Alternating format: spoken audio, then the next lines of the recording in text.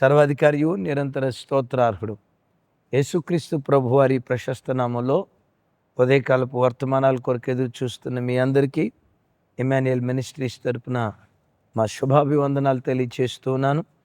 క్రీస్తునందు మాకు అత్యంత ప్రియమైన దైవజనాంగమ, ఎలా ఉన్నారు? ఈరోజు అరుణోదయ దినాన్ని లేచి ప్రార్థించుకున్నారా? అవును, గడిచిన రాత్రి కుటుంబంలో కుటుంబ ప్రార్థన జరిగిందా? ఎన్ని కుటుంబాల్లో గడిచిన రాత్రి కుటుంబ ప్రార్థన జరిగిందో కింద కామెంట్ బాక్స్లో రాయండి. నిన్నటి దినం యూదులు ఆచరించే 7 ఆర్థిక సూత్రాలు విన్నారు కదా. దేవుని కృప అనేక మంది విని, అయ్యా ఈ వర్తమానం గత కొన్ని సంవత్సరాల క్రితం కనుక మేము వినుంటే ఈరోజు మా బ్రతుకు అప్పుల పాలు ఉండేది కాదు, అయినా ఇప్పుడైనా మా బ్రతుకు దిద్దుకోవటానికి దేవుడు సహాయం చేశాడు అని కొందరు, ఈ వర్తమానం ద్వారా దేవుడు మాతో మాట్లాడాడయ్యా అని మరికొందరు, అవును మనం ఆర్థిక విషయాల్లో కూడా మంచి పొటెన్షియాలిటీతో బ్రతకాలి, మీరు చెప్పింది వాస్తవమే అని మరికొందరు, ఇలా అనేక మంది మీరు పొందుకున్న ఆత్మీయ అనుభూతి తెలియచేశారు. అందుకు సమస్త ఘనతలు యేసయ్యకే కలుగునుగాక. మంచిది. ఈరోజు శుక్రవారం కదా, నేను ఇబ్రహీంపట్నం వస్తూ ఉన్నాను. ఇబ్రహీంపట్నం విజయవాడ దగ్గర, ఇబ్రహీంపట్నంలో ఈరోజు చివరి కోట. విజయవాడ, ఇబ్రహీంపట్నం ఆ పరిసర ప్రాంతాల్లో ఉన్న మీ అందరికీ ప్రేమపూర్వకమైన ఆహ్వానం. ఓ బలమైన వర్తమానం ద్వారా దేవుడు ఆ స్థలంలో మాట్లాడబోతూ ఉన్నారు. తప్పకుండా ఆ ప్రాంతాల్లో ఉండే ప్రజలందరూ రండి, వాక్యం వినండి, ఆశీర్వదించబడండి. మంచిది. మరో దివ్యమైన వర్తమానం విందాం. పరిశుద్ధ గ్రంథమైన బైబిల్లో భక్తుడైనటువంటి పౌలు గారు గలతీ సంఘానికి ఉత్తరం రాస్తూ ఒక చోట అంటాడు, ఒక్క గడియ కూడా సాతానుకు నన్ను లోబడలేదు, ఒక్క గడియ కూడా నా బ్రతుకులో సాతానుకు నేను అవకాశం ఇవ్వలేదు. అంటే ఎక్కడ ఎప్పుడు నా బ్రతుకులో సాతానుకు అవకాశం ఇవ్వకుండా, కాలు జారకుండా నేను ప్రభు కొరకు నిలవబడ్డాను అని చెప్పకనే చెప్తున్నాడు ఆయన. ఒక్క గడియ కూడా. నా ప్రార్థన, ఈ 2024 సంవత్సరంలో ప్రతి క్షణం ప్రభువు నీవు మనము దేవుడు కలిసి ప్రతి క్షణం ఆయన్ని సంతోషపరిచే జీవితం జీవించుదాం. నామకార్థపు బ్రతుకు ఎంతకాలం బ్రతుకుదాం? దేవునికి ఆయాసాన్ని కలుగు చేసే జీవితం ఎంతకాలం మనం జీవించుదాం? బ్రతికిన కొద్ది దినాలైనా ఏ దేవుడు మన కొరకు ప్రాణం పెట్టాడో, ఇందాక పాడుకున్నాం కదా, నలిగితివయ్యా విరిగితివయ్యా కలువరిలో యేసయ్యా పాడుకున్నాం కదా.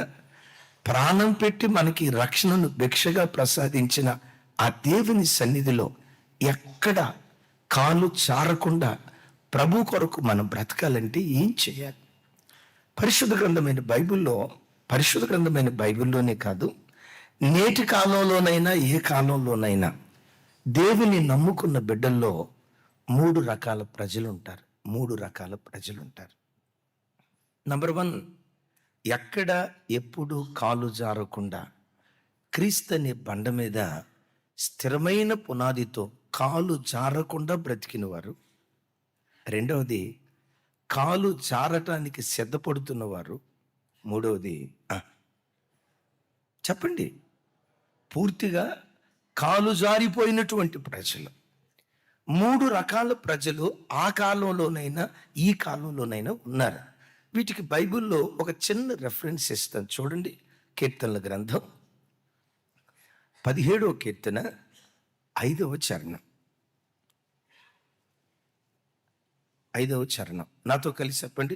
నీ మార్గముల యందు నా నడకలను స్థిరపరుచుకుని ఉన్నాను, నా కాలు జారలేదు.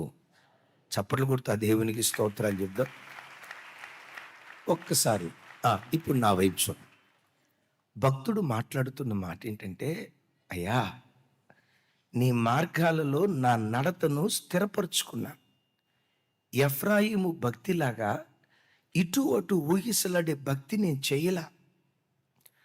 కొంతకాలం దేవుడు, మరి కొంతకాలం లోకం, కొంతకాలం పవిత్రత, మరి కొంతకాలం అపవిత్రత అని ఇటు అటు ఊగిసలాడే, గాలికి చెదరగొట్టబడే పొట్టు లాంటి భక్తి నేను చేయలేదయ్యా. నీ మార్గముల యందు నీ మార్గముల యందు నా నడతను స్థిరపరుచుకొని ఉన్నాను, నా అడుగులు జారలేదు అంటాడు. ఒకసారి చూడండి, ఈ భక్తుడు అన్న మాట, ఈ వాక్యం వింటున్న నీ బ్రతుకులో నీవు అనగలవా? నీవు అనగలవా? నీవు అనగలవా? నా అడుగు ఎక్కడా జారలేదయ్యా. రక్షించబడిన నాట నుండి నీ మార్గాల యందు నా నడతను స్థిరపరుచుకున్నా. ఎక్కడ నా అడుగులు జారలేదయ్యా. నీ మార్గంలో నమ్మకంగా నేను పరిగెత్తుతూ వచ్చానయ్యా. ఏ పాపం దగ్గర నా కాలు జారలేదు, ఏ సినిమా దగ్గర నా కాలు జారలేదు, ఏ అపవిత్రమైన బూతు బొమ్మ దగ్గర నా కాలు జారలేదు, ఏ మద్యపానం దగ్గర నా కాలు జారలేదు, ఏ అశ్లీలమైన దాని దగ్గర నా కాలు జారలేదు. అసలు నీకు ఆయాసకరమైన వాటి విషయాల్లో ఎక్కడ నా కాలు జారకుండా నీ మార్గముల యందు నా నడతను స్థిరపరుచుకున్నాను, నా కాలు జారలేదు. నీవు అనగలవా? నీవు అనగలవా? నేనంట అంటే నువ్వు ధన్యుడివే. ఒకవేళ గడిచిన దినాల్లో నువ్వు అనలేకపోయినా, నా ఆశ, నా గుండెల్లో దేవుడు పెట్టిన ఆరాటం, ఈ 2024 సంవత్సరంలో ఈ మాట దేవుడు నీ నోటుంచునుగాక. ఈ మాట నీ నోట దేవుడుంచునుగాక. మరలా ఈ సంవత్సరం చివరిలో ఒకవేళ మిమ్మల్ని అడిగితే, ఇదే వాక్యం అడిగితే, అయ్యా మీరు చెప్పినట్లుగానే 2024లో నా కాలు ఎక్కడ జారలేదయ్యా, ఒక్క క్షణం కూడా నా దేవునికి నేను దూరం కాలేదయ్యా. ప్రతి క్షణం నేను నా ప్రభు మేము కలిసి బ్రతికేమయ్యా. ఒక్క క్షణం కూడా దేవునికి నేను దుఃఖాన్ని తెప్పించలేదయ్యా. ఆయన మార్గముల యందు నా నడక స్థిరపడిందయ్యా. ఈ మాట దేవుని ఎదుట ఈ సంవత్సరాంతంలో ప్రతి బిడ్డ చెప్పే కృప దేవుడు అనుగ్రహించునుగాక. ఈయనంటాడు, నా అడుగులు, కీర్తనల గ్రంథం 73వ కీర్తన చూడండి, 73వ కీర్తన 2వ చరణం నాతో కలిసి, నా పాదములు జారుటకు కొంచెమే తప్పెను, నా అడుగులు జార సిద్ధమాయను. బా, ఎంత మంచి మాట అన్నాడు చూడండి.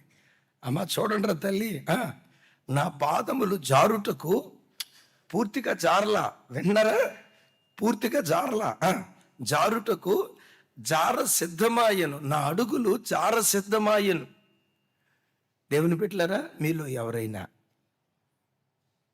ఎవరైనా నిన్నటి దినం సాతాను చేత శోధించబడి దేవునికి ఆయాసకరమైన మార్గాల్లోకి వెళ్దాం అని అనుకుంటూ, అమ్మో రక్షించబడ్డా కదా, నేను ఎట్లా దేవునికి దుఃఖాన్ని తెప్పించగలుగుతాను, దేవునికి దుఃఖాన్ని తెప్పించే వాటిని చేసి నేను ఎలా బ్రతకగలుగుతాను, చేయాలని మనసు ఒకవైపు లాగుతున్నా, అంటే జారటానికి సిద్ధంగా ఉన్నా, కొంచెం జారటానికి లోకం వైపు అడుగులు వేసిన, కొన్ని పరిస్థితులను బట్టి, దేవుని కృపను బట్టి వాటిలో నుంచి తప్పించబడి ఒకవేళ ఈరోజు ఈ వాక్యం వింటున్నావేమో, ఈ భక్తుడు ఏమంటాడంటే, నా అడుగులు జార సిద్ధమాయను. 3వ గుంపు ఉంటుంది చూడండి, యెషయా గ్రంథం 59వ అధ్యాయం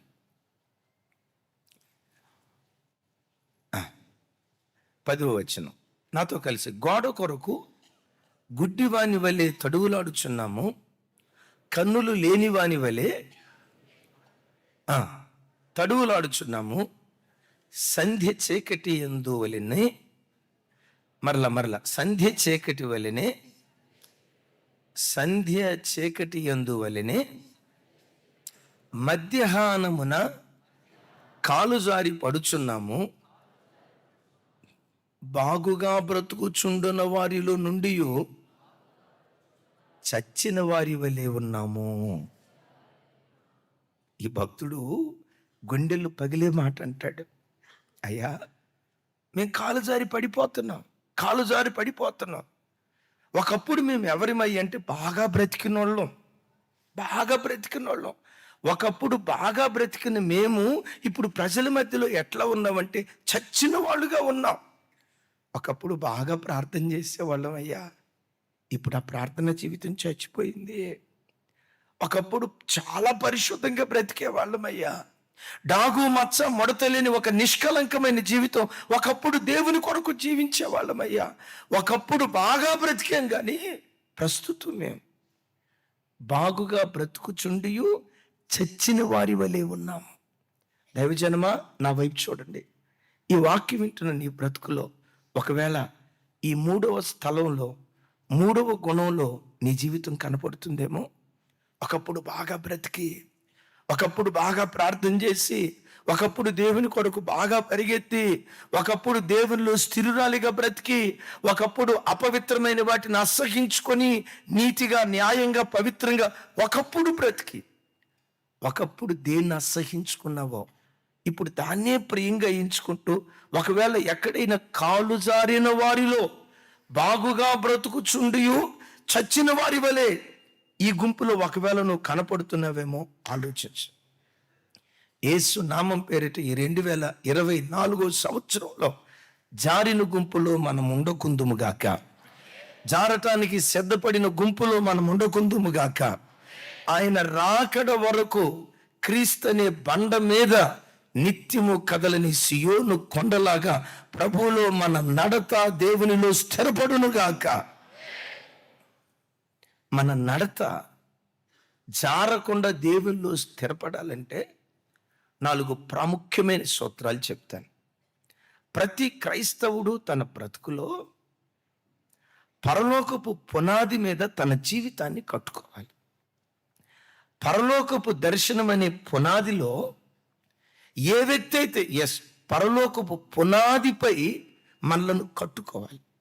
ఎవరైనా నీ దగ్గరకు వచ్చి నిన్ను అడుగుతారు, ఎందుకు యేసు ప్రభువు నమ్ముకున్నావమ్మా, ఎందుకయ్యా యేసు ప్రభువు నమ్ముకున్నావు, ఆదివారం చర్చికి వెళ్తావు, తెల్లబట్టలు వేసుకుంటావు, కలిగిన దానిలో కడుపు చంపుకొని కూడా కష్టార్జితం దేవునికి ఇస్తావు, నెలకు వచ్చి 10,000 రూపాయలు దశంభాగం ఇస్తావు, 20,000 లేదా 5,000 ఎంతో ఎందుకయ్యా ఇదంతా చేస్తున్నావు, మడిగట్టుకొని దేవుడిని ఎందుకు పరిగెత్తుతున్నావని నిన్నెవరైనా అడిగితే నువ్వు టకామంచ ఎవరికో చెప్పటం కాదు, నీ గుండెల్లో ఉండాల్సింది ఏంటో తెలుసా? యేసునాథుణ్ణి పరలోక రాజ్యం కొరకు నేను నమ్ముకున్నాను. అనారోగ్యం వస్తే హాస్పిటల్కి వెళ్తే దొరకవచ్చు, కష్టపడి పని చేసుకుంటే డబ్బు రావచ్చు, కష్టపడి పని చేసినా హాస్పిటల్కి వెళ్ళినా ఇంకొకరి దగ్గరికి వెళ్ళినా మనిషికి దొరకనిది పరలోకం. పరలోకాన్ని ఇవ్వగలిగే ఒకే ఒక్క దేవుడు యేసుక్రీస్తు ప్రభువారు అని ఆ పరలోక రాజ్య దర్శనంతో నువ్వు బ్రతుకుతూ ఉంటే, పరలోకపు పునాది మీద నువ్వు కట్టబడితే ఎప్పుడు ఎన్నడూ ఎక్కడ నీ ప్రవర్తన త్రుట్టిల్లదు. 73వ కీర్తనలో ఆసాపు గారు నా అడుగులు జార సిద్ధమాయను. అసలు ఆయన అడుగులు ఎందుకు జారటానికి సిద్ధంగా ఉన్నాయి? ఈయన ఏం చేశాడో తెలుసా? తన జీవితాన్ని భక్తిహీనుల జీవితాన్ని పోల్చుకుంటున్నాడు. తన ఆర్థిక స్థితిగతి ఎట్లుంది, భక్తిహీనుడి ఆర్థిక స్థితిగతి ఎట్లుంది చూడండి. తన పిల్లల ఏ స్థితిలో ఉన్నారు? ప్రసాద్ అన్న ఆలోచించి ఇదే అయితే ఆసాపు గుంపులు కనపడినట్టున్నాను అన్నిట్లా తలకాయ ఊపుతున్నాడు. థ్యాంక్ యూ అన్న, నీ యథార్థతను బట్టి దేవుడు దీవించును గాక. ఆమె మిమ్మల్ని కూడా దీవించుగాక, నన్ను కూడా దీవించుగాక.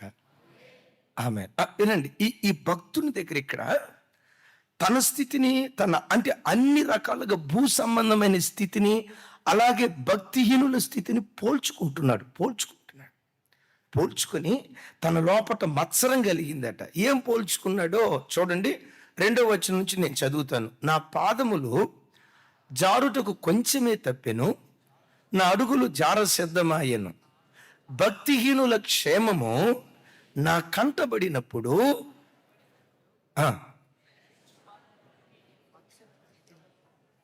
ఎవరి క్షేమం కంటబడిందట?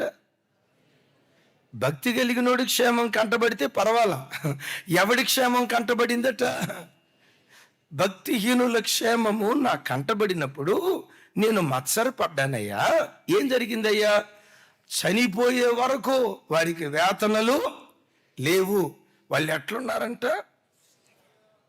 మరి నువ్వు ఎట్టున్నావు?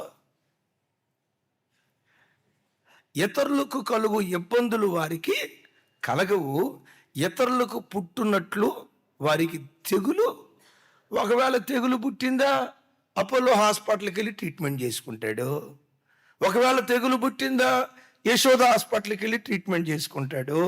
ఒకవేళ తెగులు పుట్టిందా, అమెరికా వెళ్ళి ట్రీట్మెంట్ చేసుకుంటాడు. మన పరిస్థితి ఏంటి? ఈ అయ్యగారి పరిస్థితి, ప్రభుత్వ దవాఖానాకి వెళ్ళటానికి కూడా ఆటోకి ఛార్జీకి డబ్బులు లేవు. వాడేమో అమెరికా వెళ్ళి ట్రీట్మెంట్ చేసుకుంటున్నాడయ్యా. నేను ప్రభుత్వ దుకాణం సారా దుకాణం కదా, ఏంటది? ప్రభుత్వ ఆసుపత్రి. గవర్నమెంట్ ఆసుపత్రికి వెళ్ళి ట్రీట్మెంట్ చేసుకోవటానికి ఆటోకు ఛార్జీకి డబ్బులు లేవయ్యా. దేవుడు దేవుడు దేవుడు దేవుడు అని బ్రతికిన నా బ్రతుకులో ఇన్ని యాతనలో వాడున్నాడు. చూశాడా భక్తి లేనుడు? చెప్పండి, వాడు పోలరంగంలాగా ఊరేగుతున్నాడయ్యా. దేవుడు దేవుడు అనే నా బ్రతుకులోనేమో నేను నా పిల్లలు క్షీణించిపోతున్నావయ్యా అని మనస్సులో మత్సరపడుతున్నాడు. మత్సరపడి చివరికి వచ్చేసరికి ఏమంటాడో తెలుసా? తర్వాత నెక్స్ట్ వచ్చింది. నెక్స్ట్ ఇంకొక రెఫరెన్స్ ఉంది కదా, నేను చూపించిన రెఫరెన్సే, అన్నోళ్ళు ఎడిట్ చేసిందే. సరే, రైట్. తర్వాత వచనంలో 73 వచనంలో అంటాడు, ఇవన్నీ చూసిన తర్వాత 12వ వచనంలో అంటాడు నాతో కలిసి, ఇదిగో ఇటువారు భక్తిహీనులు, వీరు ఎల్లప్పుడూ నిశ్చింత గలవారై ధనవృద్ధి చేసుకుందురు. నా హృదయమును నేను శుద్ధి చేసుకున్నట్టు వ్యర్థమే, ఈ శుద్ధీకరణ కోటాలకు రావటం వ్యర్థమే. చెప్పండి, పర్వాలేదమ్మా, ఈ శుద్ధీకరణ కోటాలకు రావటం వ్యర్థమే. నా చేతులు కడుగుకొని నిర్మలుడై ఉండుట. అయ్యా, ఎంతకి నీకు ఎట్లాంటి అద్భుతమైన ఆలోచన ఎందుకు వచ్చింది అయ్యంటే, భక్తిహీనుడేమో సుఖ సంతోషాలతో ఊరేగుతున్నాడు, వాడికి ఏ తెగులు లేదు. తెగులంతా వచ్చింది నాకే. అరే, చిన్న అబద్ధం ఆడితే అయ్యో ప్రభు, అబద్ధం ఆడే క్షమించా అని అంటుంది. ఎప్పుడైనా తప్పుడు ఆలోచన వస్తే అయ్యో ప్రభా అని అల్లాడిపోతాను. హృదయాన్ని ఇంత శుద్ధి చేసుకొని నన్ను నేను నిర్మలుని చేసుకొని బ్రతుకుతూ ఉంటే, నేను నా పిల్లలేమో రోజు రోజుకు క్షీణించిపోతున్నారు. పాపం రోజు రోజుకు అధికంగా చేస్తున్న భక్తిహీనుడేమో అంతకంతకు అభివృద్ధి పొందుతున్నాడు. వాడు క్షేమాన్ని అనుభవిస్తున్నాడు, నేను క్షేమాన్ని అనుభవిస్తున్నా. వాడు సమృద్ధిని అనుభవిస్తున్నాడు, నేను దారిద్ర్యతను అనుభవిస్తున్నా. నేను కన్నీటిని అనుభవిస్తున్నాను, వాడి బ్రతుకు నాట్యంగా మారిపోయింది. ఇంత భక్తి చేసినా నా బ్రతుకు ఎట్లాగే ఉంది. కాబట్టి నా హృదయమును శుద్ధి చేసుకొనుట, నా చేతులు కడుగుకొని నిర్మలయుండుట. అబద్ధం ఆడకుండా చెప్పండి, ఎట్లాంటి ఆలోచన మీలో ఎవరికైనా ఎప్పుడైనా వచ్చిందా? ఎత్తలేదు అంటే మీ అంత అబద్ధికులు భూమి మీదే లేరని. కొంతమంది ఉండొచ్చు, దేవుని కొరకు గట్టిగా నిలవబడేవారు, వారిని బట్టి ప్రభువుకు మహిమ కలుగును గాక. అంటే కొన్ని సందర్భాల్లో ఎక్కడో తెలియకుండా ఒక ఆయాసం. అసలు ఇది మానవ ఆలోచన. నేను ఎందుకో చివరికి ఎట్లా సిద్ధపడ్డాడో తెలుసా? తర్వాత వచనంలో వాళ్ళ పిల్లలను కూర్చోబెట్టి, ఒరే అబ్బాయి, నేను ఎడిదిరిగి భక్తిగా బ్రతికా, నా బతికేదో అయిపోయింది, మీరు మాత్రం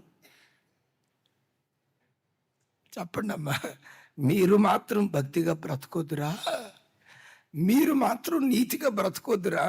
ఇంత నీతి జీవితం చేసి నేనేమి సంపాదించా? అట్లాగని నేను నీతి తప్పిన పని చేయలేను, ఎందుకంటే ఇక ఎట్లా అయిపోయింది కదా, దిగింది ఏదో దిగా, ఇక ఎట్లాగే పోతా, మీరు మాత్రం అని కుటుంబ సభ్యులతో మాట్లాడదాం అనుకున్నాడంట భక్తుడు. ఈ భక్తుని పేరేంటో తెలుసా? ఆసాపు.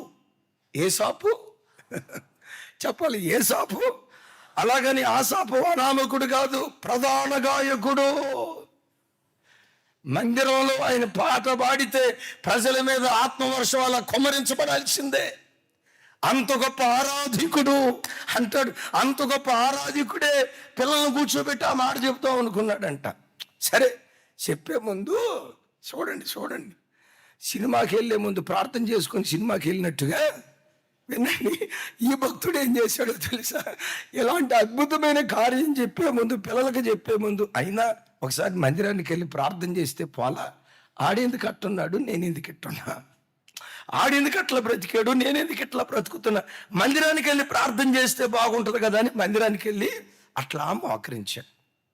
దేవుడు ఆసాపు అంతాన్ని, అంటే భక్తి కలిగిన వాళ్ళ అంతాన్ని, భక్తి లేని వాడి అంతాన్ని, ఇద్దరి అంతాన్ని, ముగింపును చూపిస్తున్నాడు. భక్తిహీనుడు భూమి మీద బ్రతికిన కాలమంతా నా ప్రాణమా స్తుతించుం కాదో, నా ప్రాణమా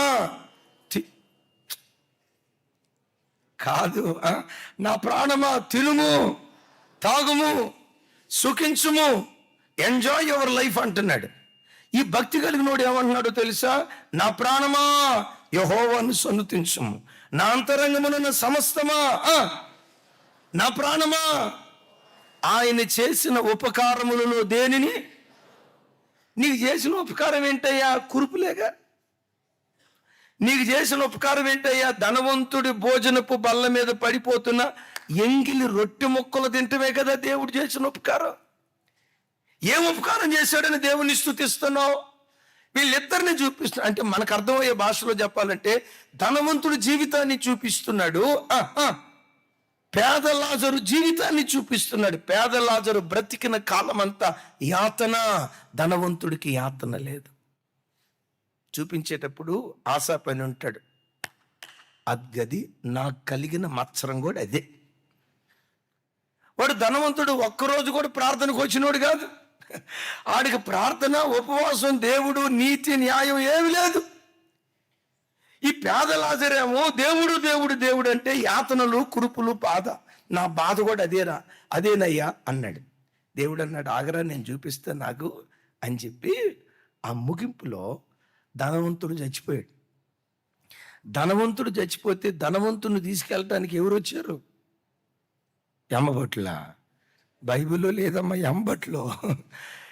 ధనవంతుడు చనిపోతే నేను అంటాం మున్సిపాలిటీ కుక్కను ఈడ్చుకొని వెళ్ళిపోయినట్లుగా దయ్యాలు వాడి అనుచరులు వచ్చేసి వాడిని ఈడ్చుకొని వెళ్ళిపోతున్నారు. ఎక్కడికో తెలుసా? ఆరని అగ్ని గుండానికి లాక్కొని వెళ్తున్నారు. అగ్నిగుండంలో పడి పగలనక రాత్రి అనక ఓ ఓ ఓ అల్లాడిపోతున్నాడు. అయ్యో అయ్యో తట్టుకోలేకపోతున్నాను, ఈ వేదన తట్టుకోలేకపోతున్నాను, అల్లాడిపోతున్నాడు నరకంలో. ఆ దర్శనంలో చూస్తూ ఉన్నాడు, ఏంటి ఇంత బాగా బ్రతికి ఇప్పుడు చనిపోయిన తర్వాత నరకంలో పడ్డాడు, ఇలా అల్లాడిపోతున్నాడు, ఏంటి తన పరిస్థితి అయిపోయింది అని చెప్పి. మరి పేద లాజరు పరిస్థితి ఎట్లుంటుందో ఆ దర్శనంలో చూస్తున్నాడు. పేద లాజరు అలా చనిపోక మునిపే అద్భుతం తెలుసా? పరలోకం నుంచి దేవదూతల సమూహం భూలోకానికి దిగొచ్చింది. ఎందుకో తెలుసా? యెహోవా భక్తుల మరణం ఆయన దృష్టికి బహు విలువైనది అని లేఖనాల్లో రాయబడి ఉంది. చప్పలు కొట్టే సైకు స్తోత్రాలు చెప్తా. దేవదూతలు అలా పరలోకం నుంచి దిగి వస్తున్నారు, పేద లాజరు దగ్గరకు వచ్చారు. ఆ పేద లాజరును అలా ఎత్తుకొని దేవదూతలు తీసుకొని వెళ్తూ ఉంటే కురుపులు మాయమైపోయాయి, కుష్ఠరోగం మాయమైపోయింది, శరీరంలో ఉన్న బలహీనత మాయమైపోయింది. చివరికి ఆ లాజరు ఎలా మారిపోయాడో తెలుసా? దేవుడు ఎలా ఉంటాడో అచ్చం అలాగే మారిపోయాడు ఆయన. పరలోకానికి కొనిపోబడి ఇక అబ్రహాము రొమ్ము అవన్నీ తెలుసు. దివారాత్రులు విశ్రాంతి పొందుతూ, సుఖాన్ని పొందుతూ, నెమ్మదిని పొందుతూ, సుఖ సౌఖ్యాలతో పరలోక రాజ్యంలో సంతోషంగా ఆరాధనలో బ్రతుకుతూ ఉంటే ఇప్పుడు దేవుడు అన్నాడు, ఆసాప ఈ రెండిట్లో నీకు ఏది కావాలి అన్నాడు. ఆసాప ఏమన్నాడు తెలుసా? నాకు రెండేదే కావాలయ్యా, మొదటిది లేకపోయినా పర్వాలేదయ్యా, అమ్మో నా అడుగులు జారనివ్వనయ్యా, అయ్యో అయ్యో నేను జారనివ్వనయ్యా అని. ఇప్పుడు ముగింపుకొచ్చి ఏమంటాడు తెలుసా? ఆకాశమందు నీవు తప్ప నాకెవరున్నారు, నీ ఉండగా లోకములో ఏది నాకు అక్కరలేదు. దైవజనమా, ఆ పరలోకపు ప్రత్యక్షత ఒక్కటి నీ కళ్ళ ముందుంటే యేసయ్య ఉన్నాడు, నాకు చాలు. ఈ భూమి మీద శ్రమలు అనుభవించేది కొద్ది రోజులే. ఈ భూమి మీద బాధలు అనుభవించేది కొద్ది రోజులే. ఎప్పుడు ఎక్కడ ఎలా నేను కళ్ళు మూస్తానో తెలియదు కదా. ఎప్పుడు ఎక్కడ నేను రాలిపోతానో తెలియదు కదా. ఈ కొద్ది కాలం గడిచిన తర్వాత నేను చేరేది పరలోక రాజ్యమే కదా. యుగాయుగాలు ప్రభుతో బ్రతుకుతా కదా. పరలోకపు రాజ్యంలో ప్రభుతో జీవించేది సంవత్సరం కాదు, 20 సంవత్సరాలు కాదు, 70 సంవత్సరాలు కాదు, 100 సంవత్సరాలు కాదు. వాక్యం ఉంటుంది. చెప్పాలి అంటే యుగాయుగాలు అంటే ఎన్ని సంవత్సరాలు? Ever lasting life. ఒకరోజు ఒక తల్లి ఏడ్చుకుంటూ ఫోన్ చేసింది. ఏంటమ్మా, మా ఆయన దారి తప్పాడు అయ్యగారు, ప్రార్థన చేయండి. పెద్ద వయసు, భార్యగా తట్టుకోలేకపోతున్నా. తాగుబోతోడైనా భార్య భరించగలిగిద్దేమో కానీ, కోపిష్టోడైనా మరొక అలవాటు కలిగినోడైనా భార్య భరించగలిగిద్దేమో కానీ, నా కళ్ళ ముందే అక్రమ సంబంధాల్లో బ్రతుకుతూ ఉంటే నేను ఎలా తట్టుకోగలనయ్యా? నా భర్త కొరకు పిచ్చి తెచ్చినట్టు ఏడుస్తుంది. ముగింపులో ఏముందో తెలుసా? అయ్యా, హైదరాబాదులో పలానా చోట మేము ఇల్లు కట్టుకున్నాం. ఇంకొక 2 నెలల్లో మా ఆయన రిటైర్మెంట్ కాబోతున్నాడు. రిటైర్మెంట్ అయితే ప్రతి ఆదివారం సోరారంలో ఉన్న మన మందిరానికి వద్దామని మందిరానికి దగ్గరలోని ఇల్లు కూడా కొనుక్కున్నామయ్యా. నా భర్త కొరకు ప్రార్థన చేయండి అయ్యా అంది. నాకు అర్థం కాక రిటైర్మెంట్ అనేసరికి మీ ఆయన వయసు ఎంత అమ్మా అన్నాను. 61 సంవత్సరాలు దాటిందయ్యా అంటది. ఊరు బొమ్మంటుంది, కాడి రమ్మంటుంది. ఈ వయసులో కూడా దారి తప్పిపోయాడు. నేనన్నా, సరే మీతో చెప్తున్నా, ఆ పరలోకపు దర్శనం నీ కళ్ళ ముందుంటే, అమ్మో నా కాలు జారితే నేను పోగొట్టుకునేది పరలోకం కదా. నేను కాలు జారితే ఆ మహిమ కలిగిన దివ్య నగరను కదా పోగొట్టుకునేది. అల్పకాలపు సుఖభోగం కోసం శాశ్వతమైన రాజ్యాన్ని నేను పోగొట్టుకుంటానా?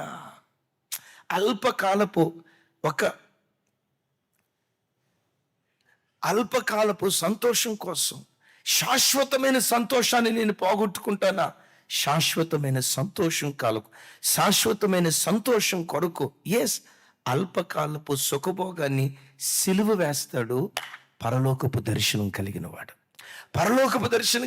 ఎప్పుడు ఒకే మాట అంటాడు, ఆకాశమందు నీ ఉండగా నాకేది అక్కర్లేదయ్యా, నీవుంటే చాలు. కొంతకాలం ఓర్చుకుంటానయ్యా. కొంతకాలం భూమి మీద యాతనలు ఉంటే ఉండొచ్చు, కరువు ఉంటే ఉండొచ్చు, రోగం ఉంటే ఉండొచ్చు. ఒక 60-70 సంవత్సరాలు ముగించిన తర్వాత యుగాయుగాలు మహిమా రాజ్యంలోకి నేను చేర్చబడతా కదయ్యా. ఈ కొంచెం కాలం ఓర్చుకుంటా, ఎక్కడ నేను జారను.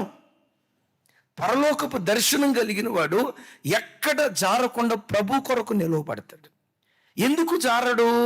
యోబు గ్రంథంలో ఒక మాట రాసి ఉంది, చూడండి. యోబు గ్రంథం 12:5.